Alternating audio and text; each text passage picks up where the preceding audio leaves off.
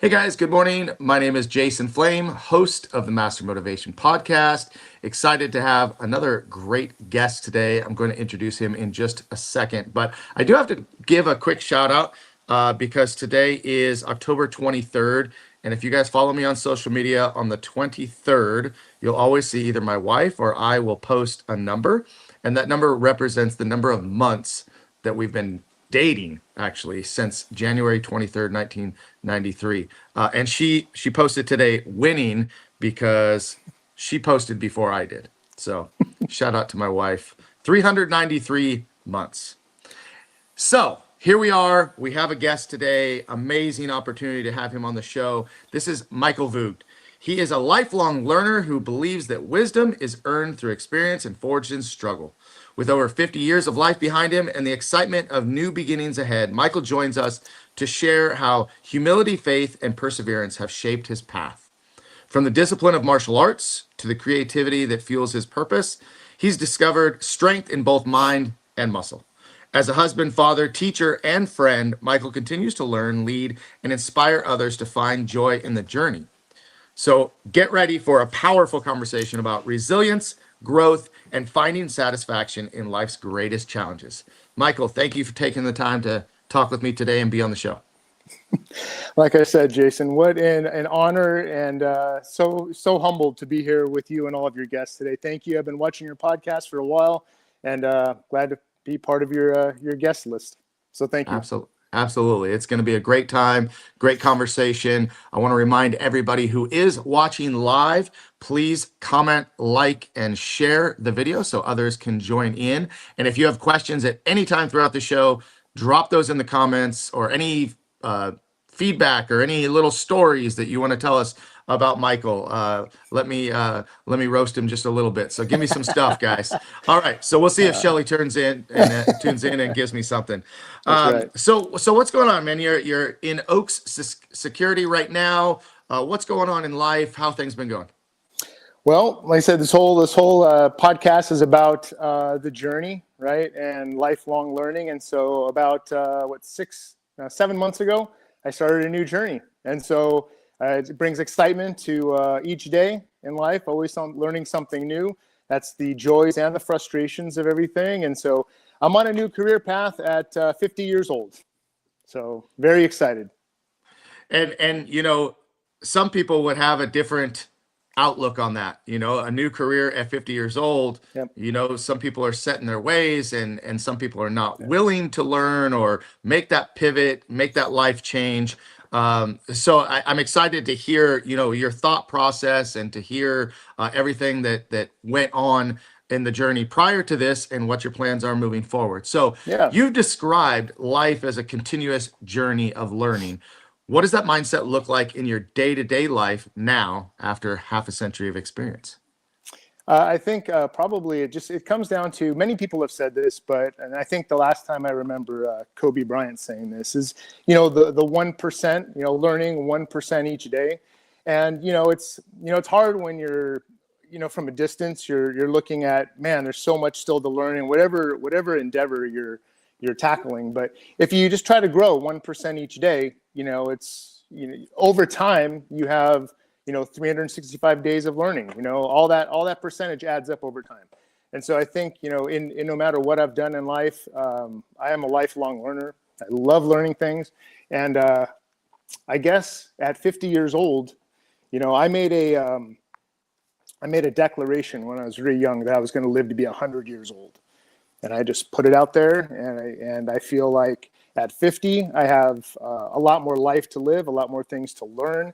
And as long as I keep myself healthy and God willing, nothing major happens, I plan to live another 50 years. And so, with that mentality, I have a list of things that over the next 50 years, I haven't been able to work on yet. And so in this season, it's, learning a brand new industry.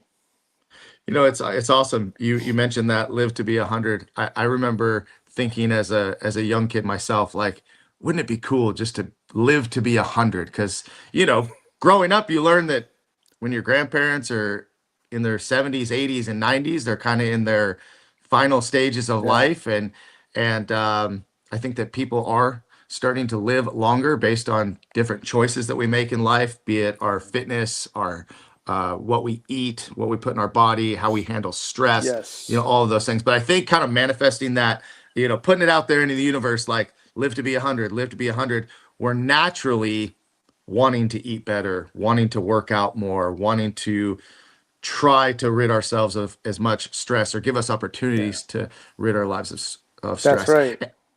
And And and also, my dad's gonna be 83 this year. So, I think I got some good genes in there. So, yeah, yeah, so, that's great. definitely on the right path. And also talking about, being a lifelong learner, Hmm. the more you learn, the more you realize you don't know. That's something that I constantly remind myself. And so you were Yep. saying there's still so much to learn, and there is. But a lot of people don't want to learn. They're kind of content with what they've done and where they Yeah. are. And sometimes learning new things can be scary. Were your parents of this mindset? Was this something that you just kind of developed by the people you surrounded yourself with? What makes you that lifelong learner? Well, when I think it's the white belt mentality. I talked about Kobe Bryant and the 1% growth, but in martial arts, the white belt. I remember when I got my black belt, and this was it was cool because you had Stephen Hayes on not too Hmm. long ago, and then my teacher was Matt Woodard, and so through the ninjutsu martial arts, I was able to achieve a black belt, and I remember I'm pretty sure the day after I got my black belt, I put my white belt back on and walked into the dojo. And it's one of those things where, if when you look at the belt, it's like, okay, well, you've just accomplished this amazing thing. Why don't you walk around with your black belt, maybe in pride? And this is one of those things now where I felt like after years of training, being a dojo rat, you Hmm. know, I never stopped because that's like only the beginning when you get your black belt. I mean, that's still like that's you just cracked the surface. There's so much more to learn, just to kind of like an iceberg, right? And so I remember walking in the dojo. I think it was like the next day or week, and having my white belt on again, and people would ask, "Well, what's that about?" And it was the Hmm. mentality of Right. always learning. And if you approach life as a white belt, always having new things to learn with your experiences and situations you're in, that I think it's a wonderful way to go because it avoids having that mentality takes away pride, I think, and pride is not a good road to go down. I'd rather focus on the virtues than the vices or the sins, and pride can be a dangerous one when you think you know it all, because Right. life can humble you very, very quickly. So white belt Absolutely. mentality, I think, is just my approach to life. My mom, later in life, she was in the school district, so she was always in the computer lab, and I think she worked in the library for a little bit. But later on in life, she became a director at I think it was the Boys and Girls Club. And so later in life, she just felt like she had another purpose that she wanted to fulfill. And so, from my parents, my dad, he worked, many years in the telecom industry for various companies, and was the beneficiary of a retirement and, pension, things like that. So I think just for me, I remember hearing one time that the statistics of sticking with a job, I think it's only something between like 4 to 7 years. And Mm. so, people aren't doing the 20 years, this is generalization, but most people aren't doing 20 years at a job anymore. Something changes in their life, they move, whatnot, and so they're on to another job. Well, on another job, maybe it's the same industry, or maybe you're getting into a brand new industry. And Hmm. so when you're stepping into something that maybe you can learn a lot from, have the right mentality, and that makes all the difference. Totally agree. And I love that you bring up that white belt mentality. It's something that I talk about a lot, especially, I don't know why lately, maybe it's just from having been in martial arts for so long and teaching martial arts. Um, the belt system, sometimes I tell my students, I wish that we could all just come to class and not wear a belt, like, because Mm-hmm. you'll know who's a white belt, you'll know who's a black belt without Yeah. actually wearing Yeah. the belt, because sometimes the belt becomes the focus, like, parents checking the boxes and trying to Yeah, get just to the, what do I need to do to get to the next thing so that I can finish? And it's like, well, what is finished? Well, it's yeah. getting a black belt. Well, no, getting a black belt is Nope. not the finish. It's actually really now you're actually at the starting line. It was like that long walk. I love Spartan races. Yeah. Sometimes it's a mile or two just to get to the starting line. And that's kind of what black belt is. It takes a while to get to that starting line. And now you finally get to join in. Now, tell me a little bit more, talking about martial arts, it clearly Yeah. played a big role in your Yep. story. Uh-huh. How has the training shaped your approach to resilience and discipline? You talked a little bit about humility. Yeah. There was so, in training, again, it'll humble. I keep using this word humility or staying humble because it does humble you. The people that are maybe higher ranked than you, it was always a privilege to be the uke or the training partner for higher belts, especially like with Matt. Whenever he chose me to demonstrate a technique or something, I mean, there was an honor in that. So the resilience, the discipline, all that stuff that comes from martial arts. We had a student creed that says, "I believe in myself. I'm confident. I can accomplish my goals. I believe in what I study. I'm disciplined. I'm ready to learn and advance. And I believe in my teachers. And I show respect to everyone who helps me progress." And in life, like the world and life, people that we come in contact, they're all our teachers. Because whether they teach us the right things to do, or we learn from their mistakes or the wrong things they do too. And so with that student creed, I believe in myself, I'm confident, I can accomplish my goals. You say that enough times, and then you start to, becomes, it's your mind pattern that helps dictate how you live your life. And so I think through the martial arts, that's something else that really keeps me in the proper mindset moving forward, is that affirmation, that student creed that we used to say every time before class. And Yeah, obviously it's stuck because it did create that for me, that mindset. Yeah. I love to remind my students that, they think that I'm teaching them, but what they don't realize is that I'm learning so much from them, learning how to be a better teacher, how to Yes. adapt, how to, work with different people, all these things. And they kind of look at me like, how do I teach you that it's, especially when you're talking to 6 and 7-year-olds, they don't always quite understand that. But if you have to have that mindset of being open, being able to kind of empty your cup, being able to let go of that pride and ego, as you talked about. You say that word humble and humility, Yeah. over and over again. And, being humble and having humility, doesn't negate what you've accomplished. Mm-hmm. It doesn't say I'm not good at it. It doesn't say I don't have any skill. It means that you are confident in your Yes. skills, Yep. and knowing that your skills are there to be used to help other people Mm-hmm. and help them grow, Yeah. but also, being able to continue to learn from other people. Well, and I know you're an avid reader from your posts. Like, Yes, how sir. many different devotional books and things are you reading through? Three every day. Yeah, right. There's a lot. I saw a lot of different screenshots there, and one of them is like, in humility. It's not a weak word. It's a very confident word. One of the books that I'm reading right now is Victor Mark's The Dangerous Gentleman.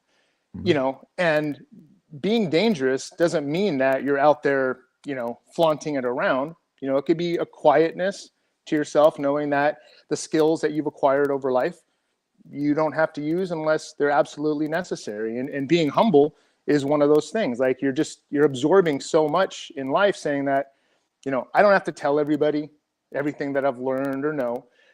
In fact, I think it's not even telling, but teaching. Your students, they can help to teach us. The life world can teach us. But I love about acquiring knowledge is that part of being a teacher, because you can't teach what you don't know.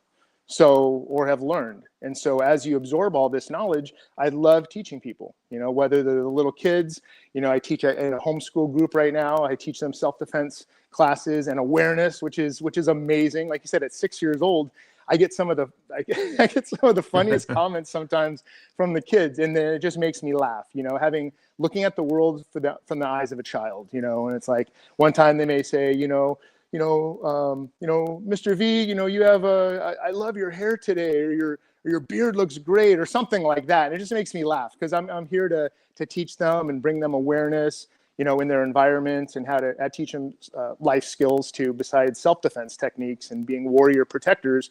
But just that interaction sometimes from the kids will just make you laugh, and hearing their stories. No filter sometimes, isn't it great that they have so much? It's not even just it's just the innocence of that age, that they have no filter, and they just tell you what they're thinking without any thought of how it sounds or how it may come your up. beard, Mr. Yeah, yes, right? I do. Yes, I do. Some of that's because of them. I love that you brought up Victor Marx. I just, I wasn't very familiar. I just started following him a little bit.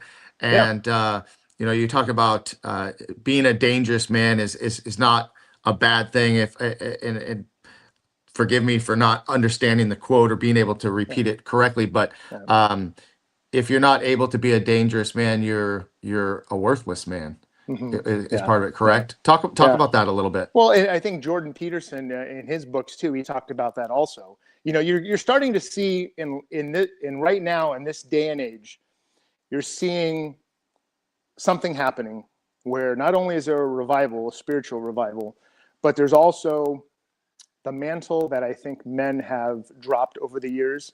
And this is not to say that they haven't always existed, but there's something where this it's very circular, where you've probably heard this, I'm sure you have, that tough times create good men, and good men create weak times, and weak times create weak men, or hard times create weak men, and then those weak men create hard times, and then those hard times have to produce strong men again.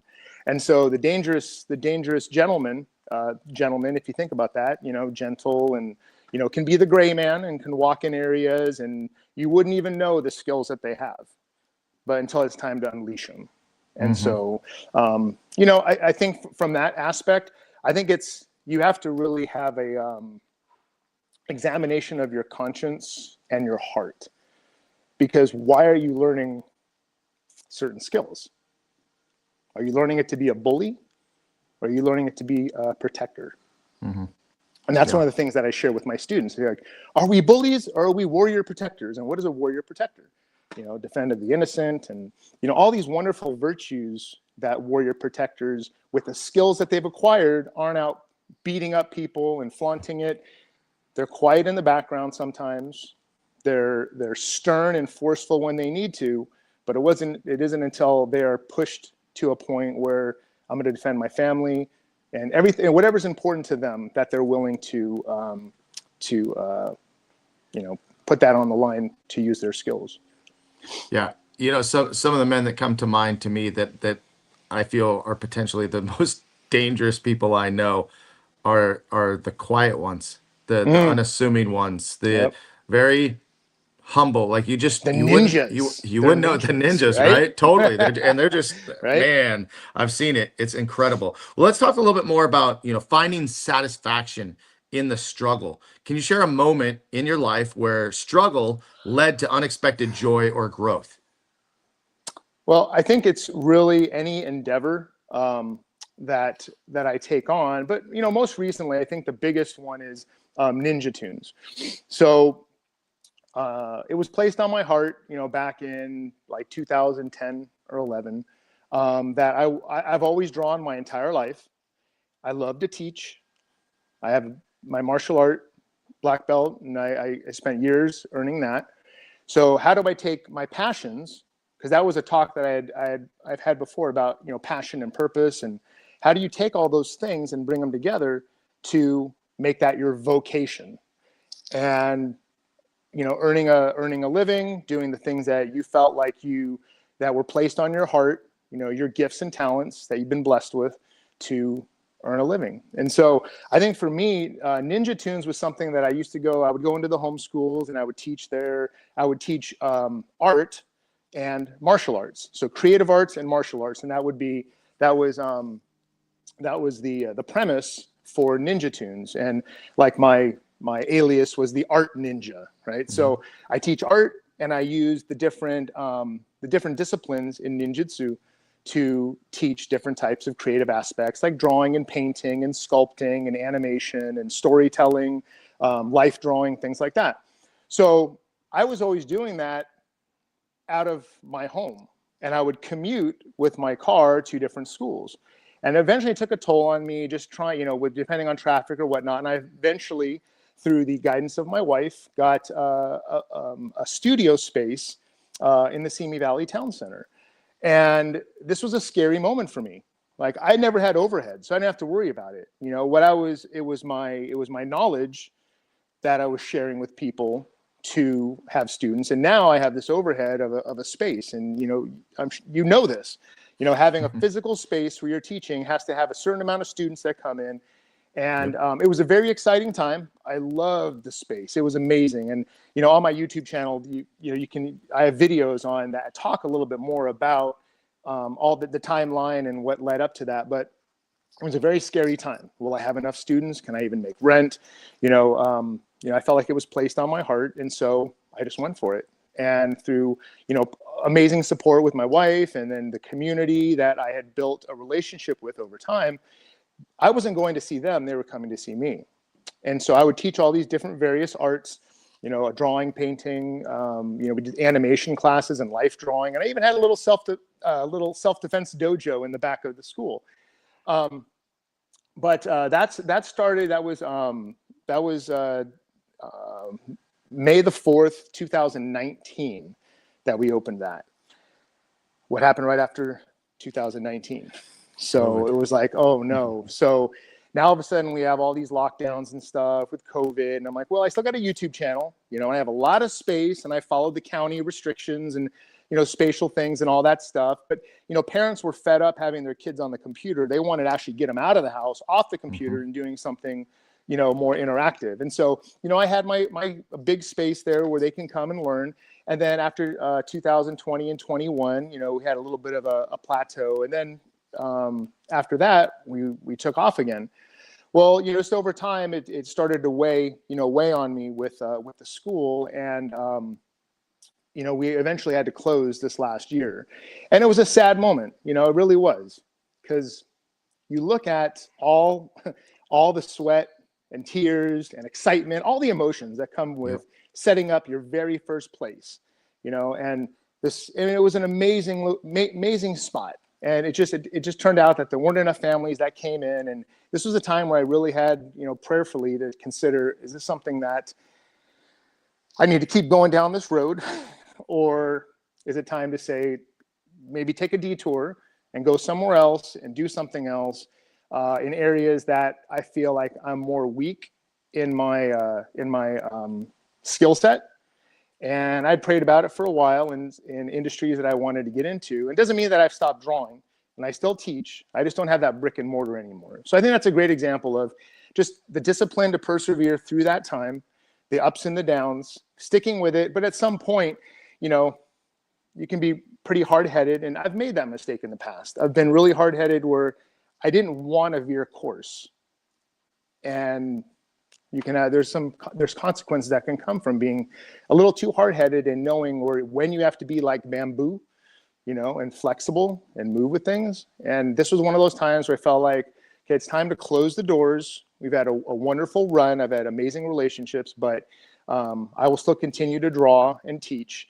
It just won't be from a storefront. And so now with technology, like what we're doing right here, I mean, you got plenty of YouTube channels and tutorials online. And so that's the approach I'm taking now with art and moving into, my new venture. So. Awesome. Well, thank you for sharing that. Yeah. And we're going to take a quick break and just give a shout out to one of our sponsors.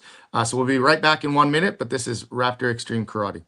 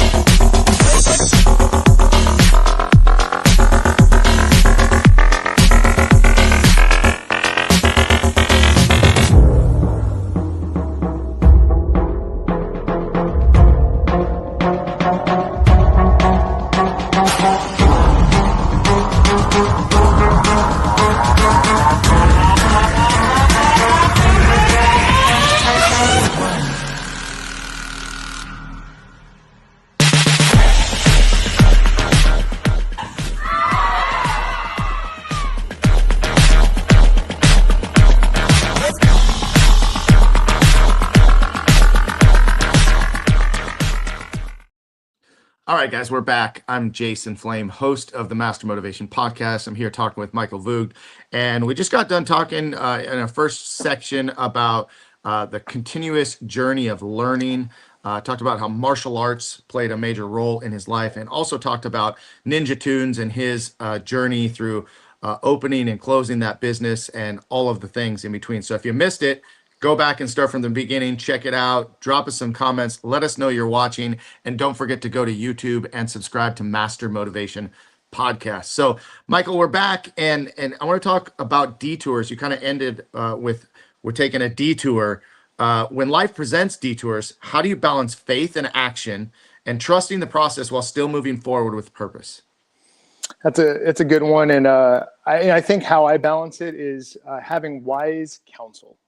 Right. So, in these life-changing decisions, sometimes, your prayer, finding quiet place, having prayer, reading my Bible, but also, my spouse, talking it over with her, getting wise counsel from your spouse. I think having a lot of trusted friends who want to see you do better and improve, and your band of brothers. So, again, you want to be surrounded by people that you trust, that aren't going to be like crabs in a barrel that are trying to hold you down, but want to give the best advice because they want to see you succeed.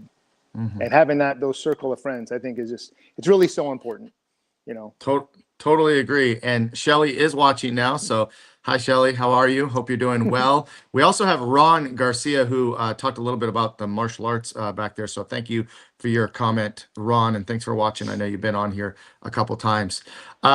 These things of balancing and kind of trusting that next path sometimes can be very difficult. And you talked about surrounding yourself with good people, with strong people. Yep. Consulting your wife, family, people that care about where you're moving and what happens next. What are some of the challenges that you can talk about that have come about, just with making this detour? Well, I think it's always just second guessing yourself. People you can get advice from people praying about it. What is God saying? Is this really the direction I'm supposed to go? But ultimately, you're the one that has to make the move. Mm-hmm. And I feel like, at some point, you have to make decisions, right? You can't just sit on the bench. You got to get in the arena, be in the fight, make decisions about your life. You can't just sit in a room and not participate with the world. It's not healthy. And so I think that's the most challenging part is like once you make a decision, you're like, all right, here we go. And then sometimes you just have to adjust along the way. And, I think that's probably the most challenging, just second guessing, because, things aren't always going to go perfect, right? Things are going to happen. You're going to have problems. And then it's like, shoot, was this the right decision? And at that point, then you just go back to what we talked about before is, am I getting 1% better? Am I learning something? Because even in failure, you're still learning, right? Yep. You're still learning through this process because you're learning on what not to do. And if you approach life like, as a failure, or that didn't work out, well, really you have to ask yourself, what did I learn from that experience so that I don't hopefully repeat the same mistakes again? And that's just, in life, that happens. I've made plenty of mistakes, learn from them, and you try to say, I'm not going to do that again. Yep.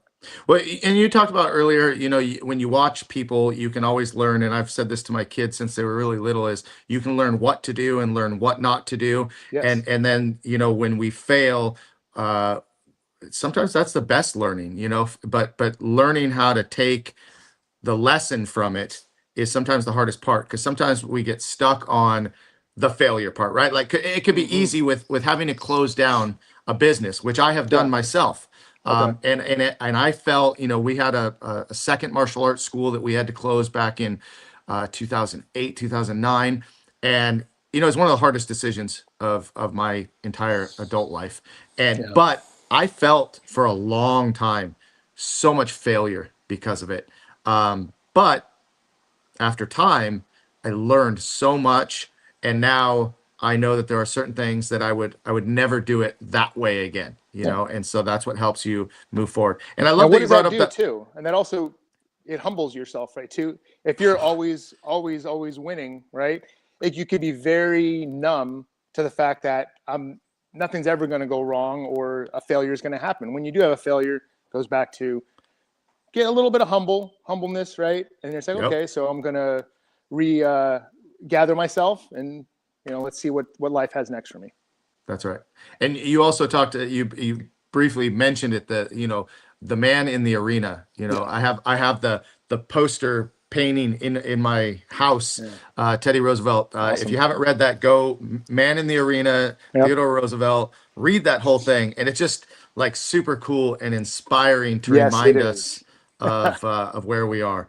As a husband and father, what have been the biggest lessons about love, communication, and growth within your family?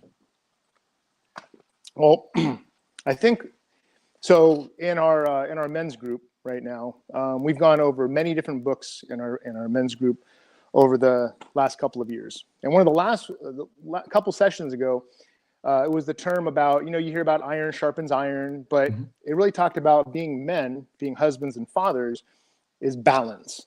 So the balance is steel and velvet. You're hard when you need to be hard, when you need to be focused and stern, but then there's also the velvet side, the soft, loving, understanding side of being a husband, a father, a friend. And so I think that balance is really important. That's something that I've learned, with my daughter. It was something that we had this connection with art, and daddy's little girl, and we always, did drawings, and that relationship was a little bit different. With my boys, all that energy and rambunctiousness and going to the basketball court or taking them to the skate park or whatever it is, it's more physical than mental energy. And then so with them, what I've learned is that when it comes to discipline, and I was finding myself a little more on the steel side, raising them to be good men, hard decisions, just the toughness that it Mhm. takes to be in this world right now.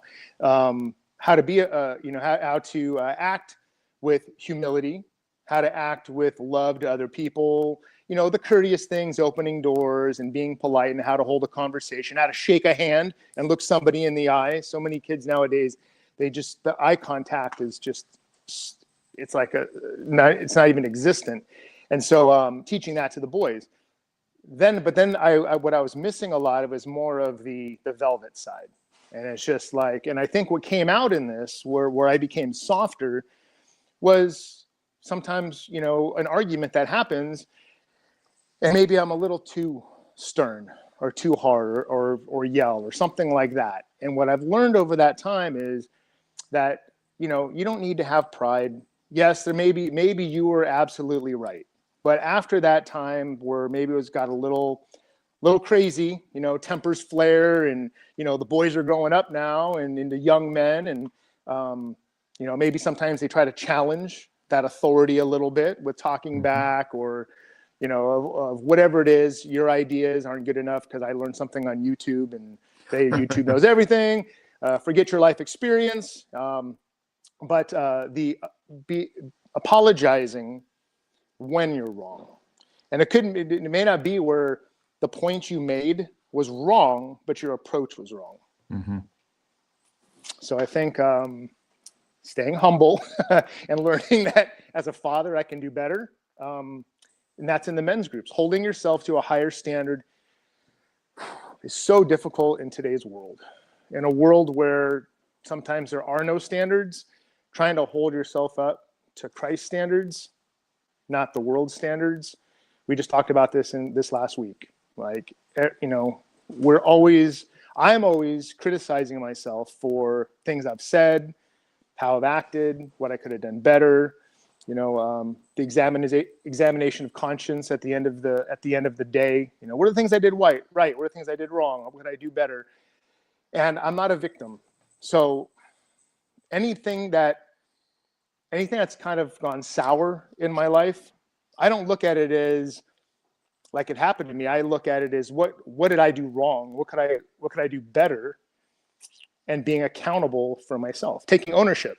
And the parts that I played when things didn't work out the way I wanted to. Did I not work hard enough? Did I say the wrong things? Was I not attentive enough? Whatever it is, I look at ownership in my part, not that the world is keeping me down. Hmm. Hmm. Yeah, like you, I've raised a son and I've raised a daughter. My wife and I both, and it's so different. You know, Yeah, raising like you explained. Raising your son, you tend to be a little bit more firm. You're trying to instill those values of being a strong male figure that you yeah, want to become a good father or good role model, especially, he teaches in my martial arts school. So that's very important to me that yeah, he's setting a good example. And then there's my daughter who is kind of like, you said you've got the steel and you've got the velvet. Well, my yep, daughter yeah, has absolutely brought out that softer side that yeah, I never knew I would ever have because, and she's the older one. So I had to learn that first. uh-huh, And it just, it changes everything. It changed how I taught yeah, martial arts, quite honestly, yeah, how I raised my kids and how I saw things through different eyes. exactly. And you're right that it's not always um, what we say or if we were right or wrong, but like sometimes the approach. I know Yeah, there's been some times, and my kids now are 20 and 23. So I hear you when you talk about like being able to apologize. Sometimes I have to go back to them and remind them that maybe my approach was not the best. Here was my intention, and our yes, intentions as parents are usually really good. But right, those emotions get involved, and then things kind of go sideways sometimes. But right, again, going back to the learning, my kids teach me so much about parenting that it's not, because I use the example of, well, when I was your age, and you know how that yeah, goes. As soon as you yep, start with that, it's like they just tune out. That was like yeah, forever ago, I guess. yep, But I try to compare it, and the thing is that it's not the same. It's just because my parents did this and my parents raised me this way, that might not work, and that's not going to apply the same way to my kids. So I've had to learn a lot from them and through them on my approach, which yeah, and again has helped me on the mat. yeah, and this is, well, yeah, and adapting, adapting on the mat in your training, but also like that's what I was saying in life. I was just watching something where someone was saying, give yourself a little bit of grace because this is the first time you're living, Mm, and I'm learning from successes and failures, over life. But sometimes the families have generational things that they're trying to break. And I was fortunate enough that, both my parents, they were married all the way through my mom's passing and my dad's still alive. But, I had a wonderful childhood. And some families, they don't have that. And they're trying to break generational curses that are on their families, whether it's abuse of any different type, mhm. relationships, communication, all of that stuff. And so, as parents, if we really have that white belt mentality and we're trying to learn, it's like, how am I going to do things different to Mhm. have a better life for my kids so that they don't experience what I went through, you know? So, Right. Love it. Let's talk a little bit about spirituality. You mhm. often connect your creativity with spirituality. What does it mean to you to be a defender of the creator? Okay. So this is a good one here. I'm always trying to find purpose in what I do.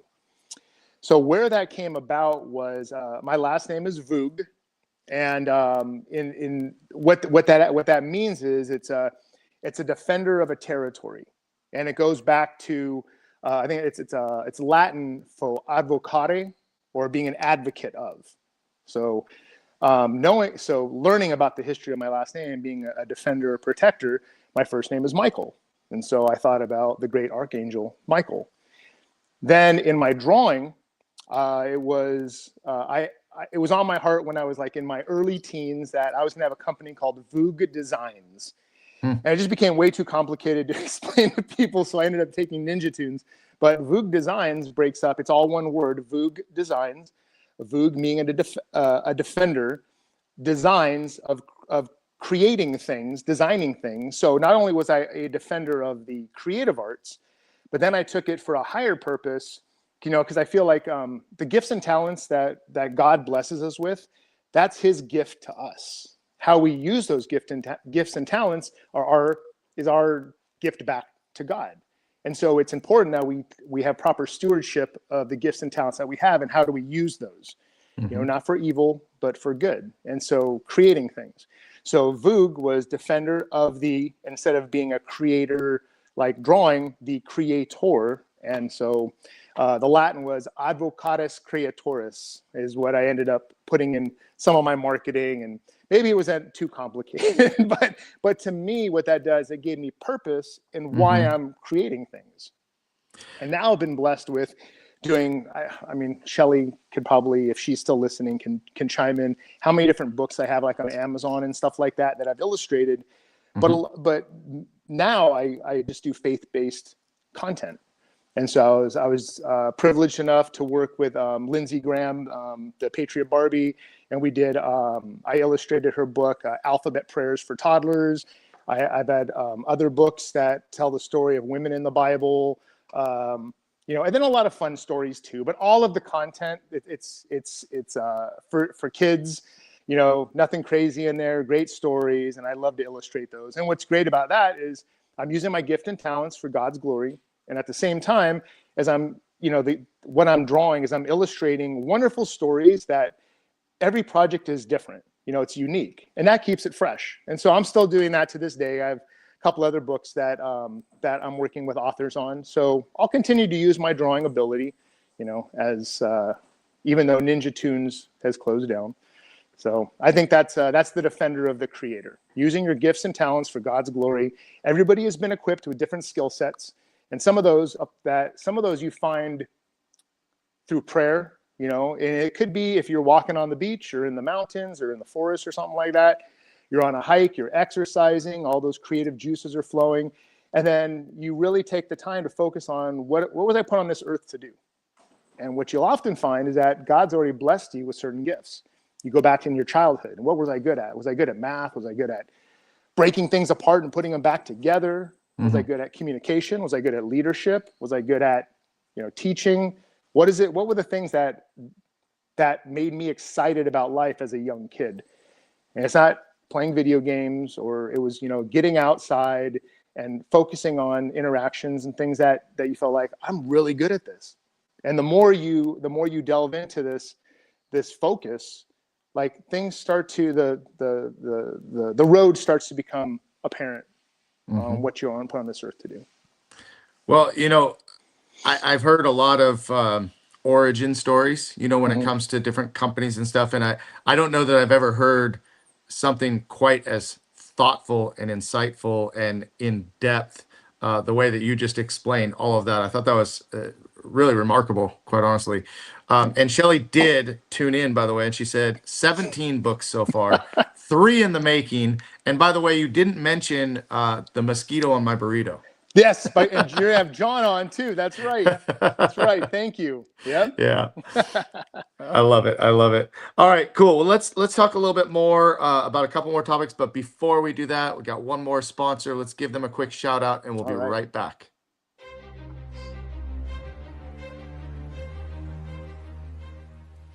Hi, my name is Jose Escobar, and I'm the founder and CEO of the Connected Leaders Academy. We're a growing tribe, a community of entrepreneurs all over the world, globally, all across the country, high performers, titans of industry.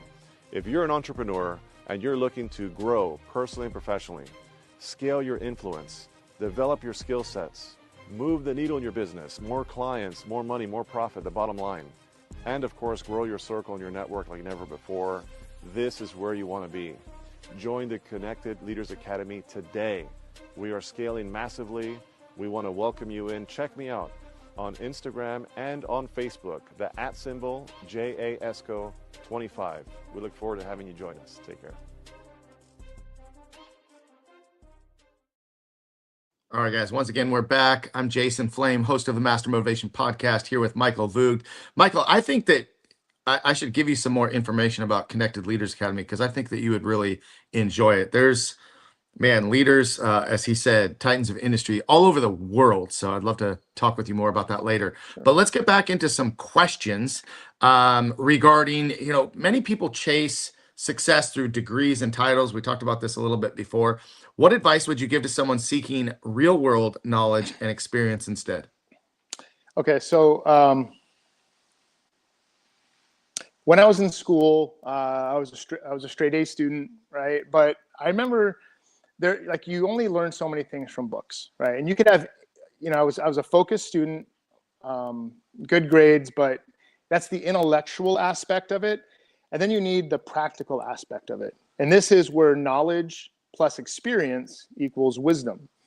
And I think now it's actually getting out in the world and applying what you think you've learned in the books. And so why I say that is because, even now I'm learning, like, you can learn from books and videos, but until you actually put your hands on things, you're trying to build something, you're seeing it in three-dimensional scope versus just on a two-dimensional screen or on paper, you're going to learn a little bit more. And so you have to be in the world doing things. It's the same thing we talked about the man in the arena. You can't just sit on the bench. You can't sit on the sideline. You got to get out and do things. And I think that's where the titles goes to the white belt, right? You have a black belt. Okay. But that's one aspect that I've reached, and there's so much more to learn. So, titles in businesses and companies, and when people see that, maybe they immediately put you at a certain level, expectations of that, versus just being a good human. And like, you could be the CEO of a company and you just go up and you treat, I've read this before, like you're treating the sanitation worker the same that you're in these maybe $1 billion meetings. So, the title is just a title. The title can come and go, right, in our lifetime. And I think ultimately it's the title you want is well done, good and faithful servant. That's it. Agreed.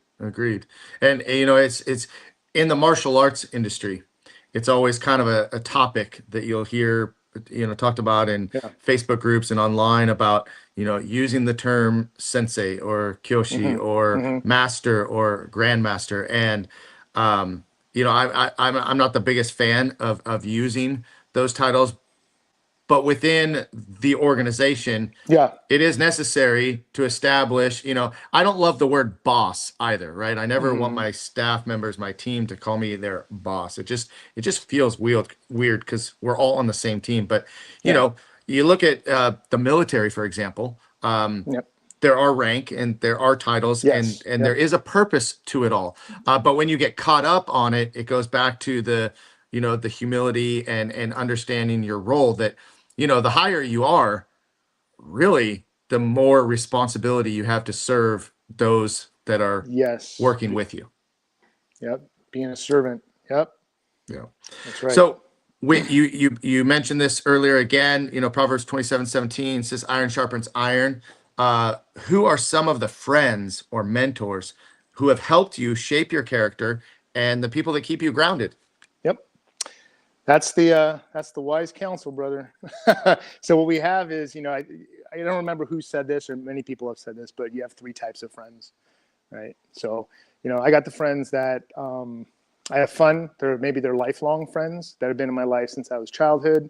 Some of them are just fun to hang around, and you share a beer together, or go on a trip or something like that. And then you have the friends that they always want you to be better. They're looking out for your best interests. That's the wise counsel that, you can go to them with a problem and they'll listen and have a heartfelt response.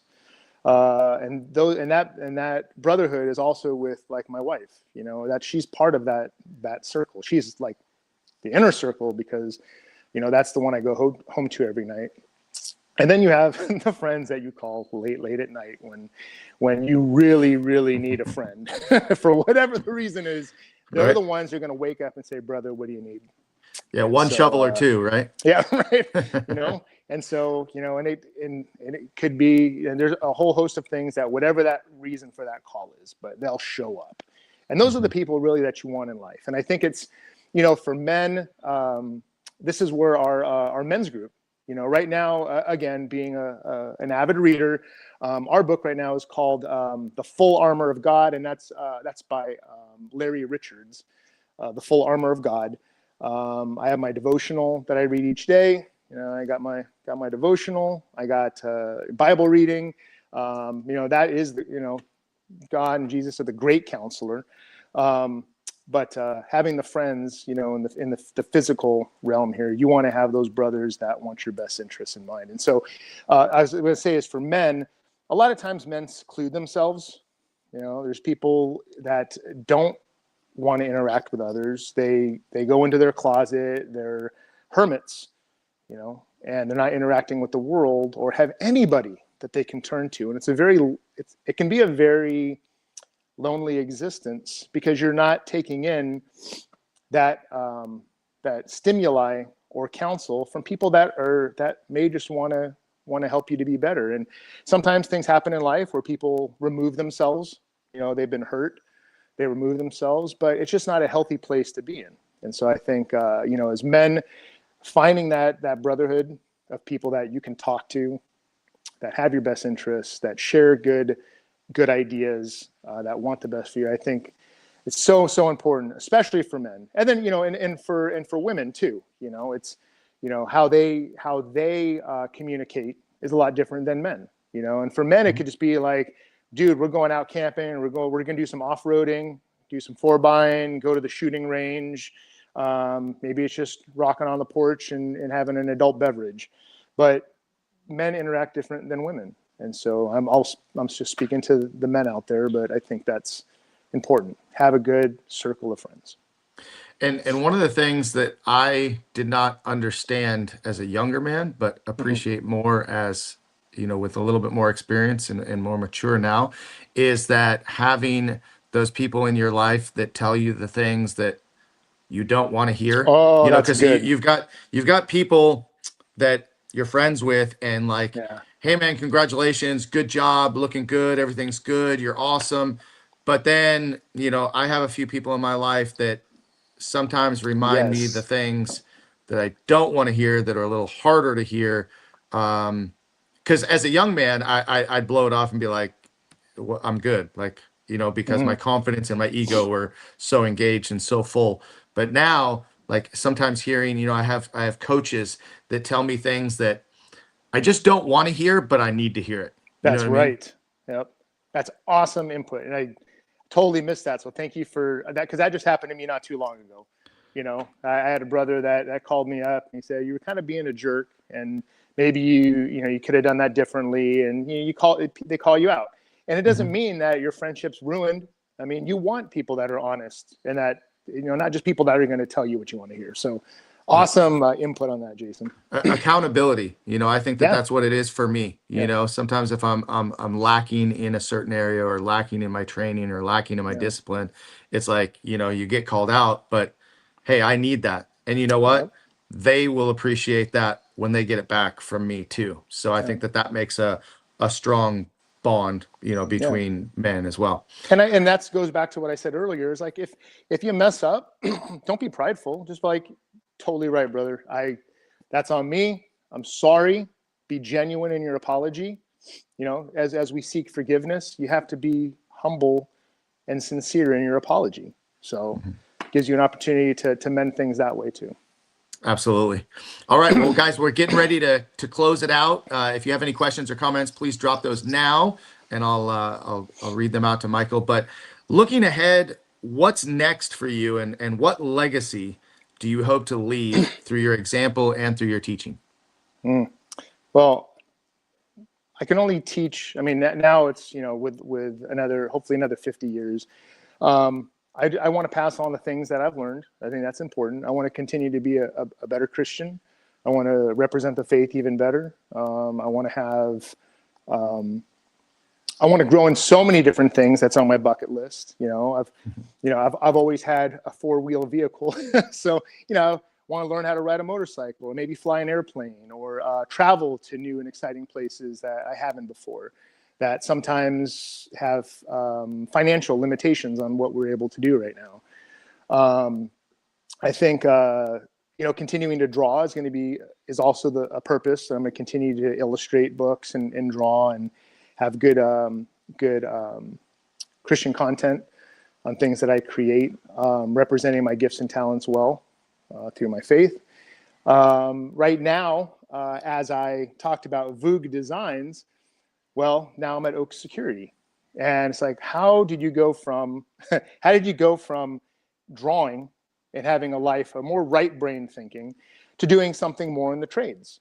And it's something that I felt like, for me at Oak Security now, it was a weakness in my knowledge or personality of trade work.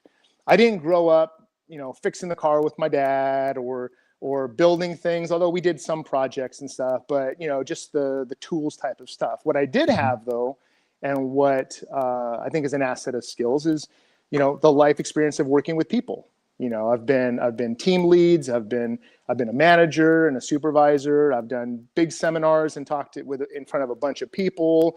I've also learned from my past jobs that when your bosses, don't use the word bosses, but bosses, the people that are above us, our leads or managers, the things they weren't doing right.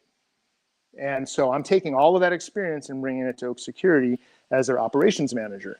And it was an interesting change because, again, I'm coming at from a perspective of humility, and I have so much more to learn. And that's not only what makes it sometimes frustrating, there's joy in it too, because just that every single day, if I come home and I'm like, I learned something new today. I learned how this works or how these things are put together. I mean, that's what gets me excited, that we're out there physically protecting the community. And so going back to Voogd Designs, now you look at Oak Security, and oak, big, strong tree, covers a wide, casts a very large shadow. Security, I didn't say this part, but back in like 2002, I submitted my application to become a police officer. And so that physical aspect of law enforcement protection, that didn't work out then. So in December of this last year, I applied for sheriff. And I started putting in my application for sheriff when I got an interesting text that asked if I wanted to come over and work for Oak Security. And I remember asking, I said, like, what do I know, or what do I know about the industry that could be of a benefit? And this is what he said. He goes, it's not about what you know, it's about who you are. It's not about what you know, it's about who you are. And for me, that was really the relationships with people, being a good friend, all those, the technical skills, you can teach that to people, but it's the interpersonal relationships and management of the technicians, and the people that we interact with, the customers. There's so much that we're protecting between security cameras and gate operators and access control, burglar alarms. We do all these things now. And so I looked at my name, Voogd, which is a protector of a area, and I bring that now to Oak Security. And it's been so rewarding, some of the things that we've been able to do, and you just see the realization of the work that you put in to protect people, just from a overview level, so that you deter threats. You hopefully make it, if something were to happen, you capture evidence that you can provide to law enforcement, and ultimately, God is the ultimate surveillance camera. He's always watching. And so I bring that aspect into what we do now, So good stuff, man. That's what's on the horizon. I love it. I love it. And, again, you brought up the joy in the challenge. Yeah. That's kind of in this new endeavor of yours, is that you're finding the joy in the challenge and enjoying it. So good for you. Happy for you. Thanks for being on the show today. Really appreciate your time. I know you got to get back to work, and everybody else has their stuff to do today. I'm going to go hit the gym pretty soon, but thank you so much. Yeah, absolutely. It's really sure. quick. This was Sure. a Warrior's Creed that I remember reading a long time ago, and this is like the last part of that question was, I just want to make sure I get it right, is wherever I go, everyone is a little safer because I'm there. Wherever I am, anybody in need has a friend. And the last part is whenever I return home, everybody's happy I'm there. So great warriors creed, and that's how I would like to leave, is knowing that people have a defender around them, a friend, and then they're happy when I come home. That's awesome, man. That's very cool. Thank you, Jason, for the opportunity and sharing my story for the first 50 years, and we'll see what the next 50 have in store. Sounds great. Listen, where can people find you? You said you have a YouTube channel. Where can people follow you? Yeah, so for all the art stuff, it's ninjatoons.com. It's one word, NinjaToons.com. Ninja and like cartoons, ninjatoons.com.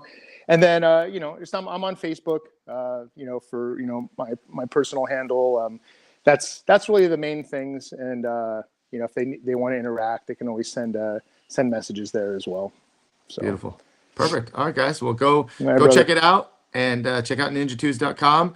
And we'll catch up soon, I'm sure. Have a great rest of the day and hope that everybody enjoyed watching today. Yeah. Thank you. All right, guys. Take care. Thank you so much. Bye-bye.